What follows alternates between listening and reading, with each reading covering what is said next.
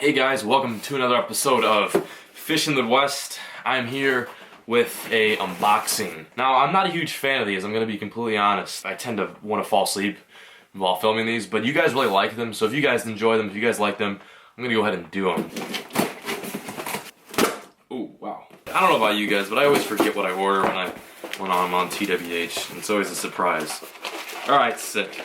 Let's start off with like kind of the heart and soul of this box, the one lure that I really wanted to get and that I saw and thought, let's just get it. You know, it's pretty expensive. It's about the cost of 2 tanks of gas, but you know what, why not?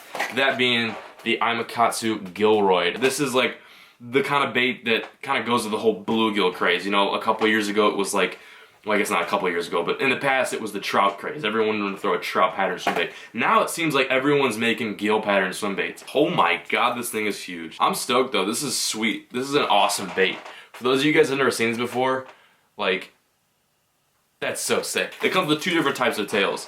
So you've got one that's like a wider action, a little bit more of a vortex, creates a little bit more of a vortex. I don't know, I'm just trying to sound cool, like I'm going with the swim bait lingo here. This is the tail I'm probably going to be using most often. You basically slide that tail in there, and oh my god, that hurts. These hooks are so sharp. Alright, well you get the gist. It's not supposed to look like that. I'm going to do it later. It actually has a little arrow to tell you which way to slide it in, so for those of you guys who aren't very bright like me, they have a little arrow. Oh my god, these hooks are ridiculously sticky. But yeah, you slide it in there, and then I believe you take some toothpicks, and there's little holes. Oh my god!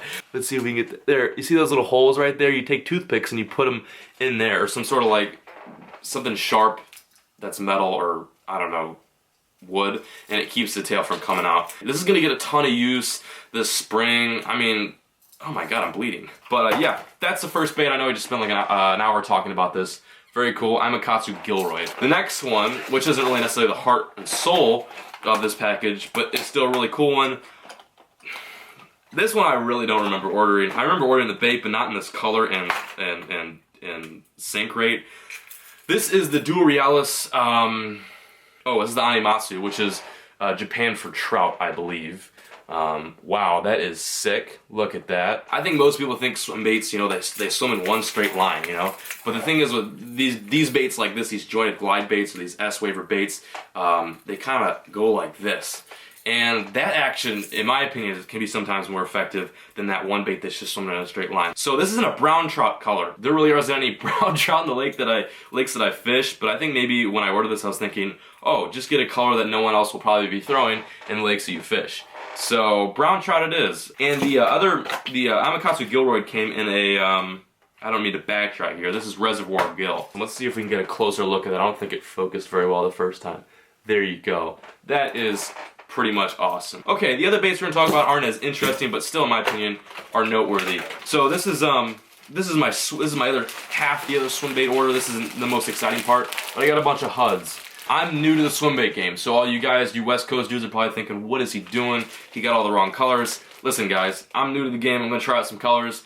I'm over here in the Midwest, so some of these colors may work better than, you know, what you're used to or prone to throwing. We'll have to see. I could be totally wrong. The first color that I got right here is it's a Rate of Fall 12. This is the Phantom Holdover. I actually really like this color. Okay, well, would you like to come out of the pack? There we go. That's a pretty sick bait right there. It's kind of translucent, so I got a hole in this one. Dang it. No hate on Huddleston's part. I know they make some good baits, but that's kind of lame. I've also gotten some Huddlestons in the past that have air bubbles in the air pockets, which is fine, but you know, I guess you can't get them 100%. These aren't really expensive swim baits, so I get it. Some of them are going to be kind of, you know, goofed up. We're just going to go straight to the big one now, too, because this one's really cool. This isn't an AU color. I believe that's how you pronounce it. It's basically like a Japanese bait fish. I don't know how to pronounce it. I know what the species is. And even though we don't have any of these fish actually at all, let alone native to Illinois or North America for that matter, I still thought I'd get it just because it's a sick color, and that's the whole kind of point. See, this is a bait I'm probably going to be throwing when I go down to Texas or California. I mean, that bait is, let's see if we can get that camera to focus. Can we do it? See, there we go. Look how big that bait is. I mean, this thing is huge. I've never really fished any of these baits before. I'm a beginner when it comes to this kind of stuff. The next one we have here is the Juvenile Trout, Rate of Fall 5. I wanted to get one that falls a little bit slower. This is a cool color, Juvenile Trout. We do have some trout here In Lake Michigan, a lot of the, let's see if we can get that to focus. There we go.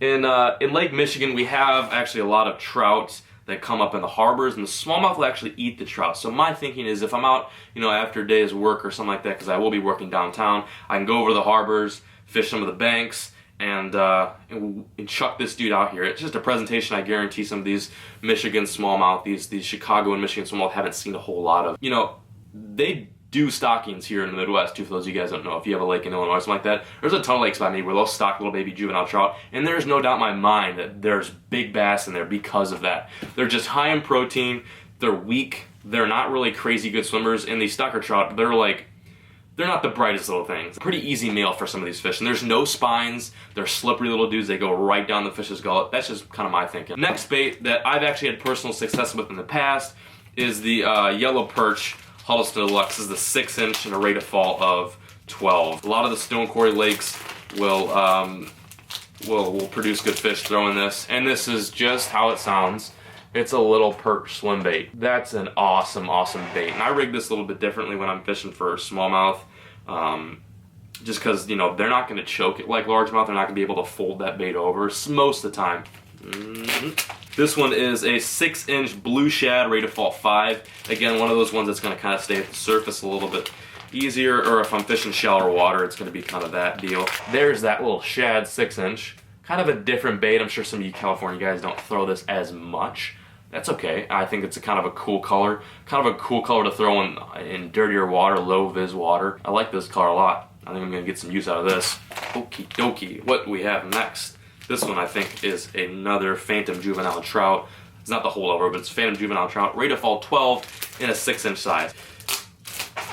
I don't remember, oh shoot, I don't really remember buying some of these colors, even though I'm cool with it. You know, these are some good stuff. So this is the last hub we've got here, and like I said, this is the Phantom Juvenile Trout. Again, I think one of those classic colors too that maybe has gotten used to a little too much. They're not as popular on Tackle Warehouse. You can tell what colors are popular on Tackle Warehouse because it's the ones that are sold out constantly. This is your big bait, and this is your small bait. If you thought the 6-inch was big, you have no idea. You know, that's your comparison there. I mean, you really have to go for some big fish when you're throwing this. That's why I didn't get a bunch of that, you know. I know go big or go home, you might as well just throw the big bait. So, I don't know what I'm talking about, guys. I'm really sorry to all you swim bait guys out there. You're probably thinking, what is this dude talking about? That is that. The other cool product I want to talk about too, that I mentioned in one of my other videos, is a reel that I bought, but I didn't really talk too much about it. And that reel is this dude right here. This is a Shimano Cardiff. It's a 300A. It's kind of a decent sized reel. It can fit quite a lot of 20-pound test on it. That's kind of what I wanted to get and what I want to accomplish. And you know, this is an expensive reel. A lot of you guys out there throw Conquests. You guys throw the Daiwa Lunas. Some seriously crazy reels, like some heavy duty stuff. But from what I've heard and read, that this is a very good starting swim bait reel. You know, Matt Newman, who's like a really good swim bait angler out there, suggested this reel. He personally fishes this reel because you don't have to break the bank. It's like a $110 swim bait reel, which in the swim bait game isn't that much. You need a reel like this to handle big baits, otherwise you'll just shred your gears, you'll destroy your bearings. It's just not a good story. So this reel not only is going to be able to handle big fish, but handle big baits. And the other rod that I got for this kind of setup is this rod, which I personally have fallen in love with after using it for after a little bit. This is the Cousins 7.9 heavy. This is actually an extra heavy swim bait rod. And this is the Rays series. This is their less expensive series. It's a sick rod. I haven't caught anything on it yet, granted, because I just got these baits and I don't have any big baits up until this point. So I'm pretty stoked. I got all these big baits. I got the equipment I finally generally need to throw big baits.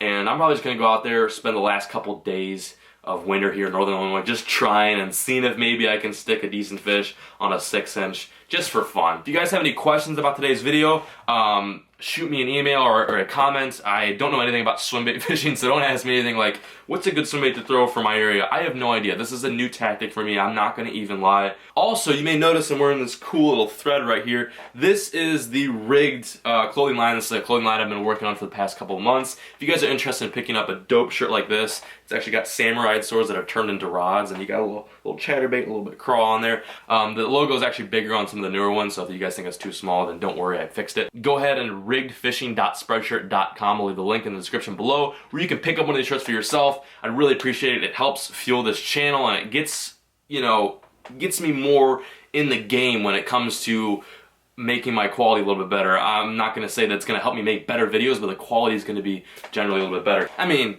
we're not talking Gucci, we're not talking you know, Prada or Louis here, but I gave it some effort. It took me some time to design. I designed it myself. I didn't pay anyone to do this. These are all my original designs. So that's the rig for you guys. You guys can check those out. You guys can check out all these swim baits. I'll leave the links in the description below if you're interested in picking up for yourself. As always, thanks for watching, and I'll catch you guys next time on the next episode of Fishing the Midwest.